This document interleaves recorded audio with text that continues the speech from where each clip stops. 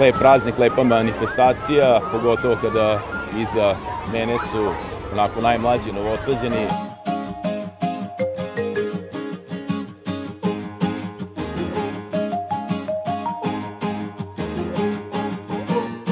Ciljna grupa od 6. do 10. godine života da na neki lep način kroz igru, to je preskakanje vijače, možda i zaboravljeni rekvizit, da im se prezentuje kroz neku zabavu i taj zdravstveni aspekt fizičke aktivnosti. U istraživanjima u Srbiji preko 50% ljudi nema dovoljno ili nema uopšte fizičke aktivnosti i na ovaj način pokušamo od malena da skrenemo pažnju mališanima kako treba zdravije da žive. Lepa organizacija, ima 1000 dece, što je stvarno impozantan broj, i zahvalio bi se takođe i pedagozima, vaspitačima i nastavnicima što su i podržali ovu akciju. Grad kao grad će nastaviti dalje da podržava kao i što ranije podržava ovu manifestaciju i organizatorima želim da nastave dalje da rade dobar rad.